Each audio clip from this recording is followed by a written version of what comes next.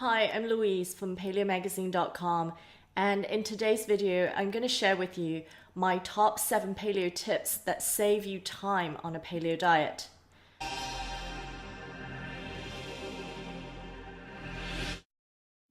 Tip number 1 is to get a slow cooker or a crock pot, and this just saves you huge amounts of time in cooking and preparing your meals. So I've got a little prop handy.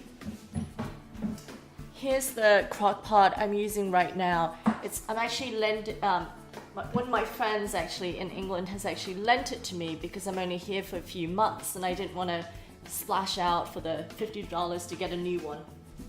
And last night we actually used the slow cooker and we made George Bryant's delicious pulled pork recipe with lots and lots of Cajun spices. A few more props coming. So we're going to go into tip number 2 now, and tip number 2 is to sleep at least 8 hours per night. I know I'm guilty of not always complying with this tip actually, but I do always try to get at least 7 hours and generally 8 or more. Sometimes I actually sleep 10 hours. And the best part of this is it'll make everything else in your day so much easier. You won't snap at loved ones. You'll have more self-control in making sure you eat well as well. So we can move on quickly to tip number 3, and it's another one about preparing your meals in advance. And it's really to use the weekends, if you work typically during the week, to prepare your meals. And you can actually buy and cook in bulk, and those are the best ways to do a paleo diet. And if you're having trouble with the meal planning at all, then check out the post that goes with this video. The link will be underneath the video. And read my 3 steps for easy paleo cooking. It's a great article and it's helped a lot of people, including myself. So tip number 4, is to make sure you always have handy a lot of good takeout or restaurant options. Because let's face it, there's going to be some days when you really don't want to cook. You're kind of bored of whatever you have in the fridge, or you're just really tired and you don't have anything in the fridge. So make sure when you're going to eat out, you know where you're going and what you're going to get. So I actually often like to go to barbecue restaurants. Sometimes I'll go to chain restaurants, and you can always get steaks there. You can often get a mashed potatoes or a sweet potato as a side with some steamed vegetables. There are a lot of different options. Even Chinese restaurants, you can actually often just get them to stir fry some meat with some vegetables very quickly for you. So those are some ideas, but figure out what's best in your area and what's easiest for you. So number 5 is actually to start eating fish. Now, fish just cooks so fast. It's really healthy and it's really delicious. And this is my third prop now.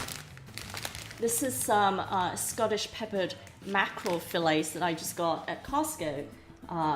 Being in the UK, you can get fish very easily everywhere. And the ingredients are amazing. They're just smoked mackerel, salt, and crushed peppercorns. So that's actually ready to eat, and you can cook your own fish in no time at all because fish just cooks so fast. And if you're looking for fish recipes, then there's plenty on the website. Tip number 6 is to read the ingredients on absolutely everything you buy. Even things you think couldn't possibly contain non-paleo ingredients will sometimes surprise you. And I've definitely been surprised more than once, so always best to check so you don't waste money and waste your time as well. Now we come to the last tip, but I'm actually going to give you a bonus tip afterwards, so stay tuned.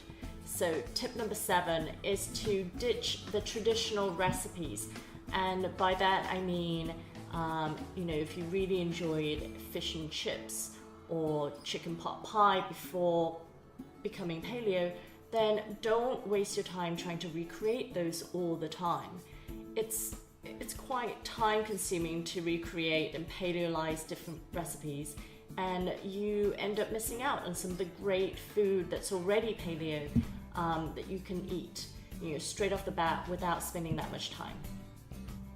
Okay, and now for my bonus number 8 tip is actually to get your family and friends on board with paleo. Now, I know this sounds a little odd, but it really helps if you have the support of your family and friends, and it means you can cook in bulk so that you can buy food in bulk and then cook it in bulk, so that you're saving a lot of time for everyone and for yourself.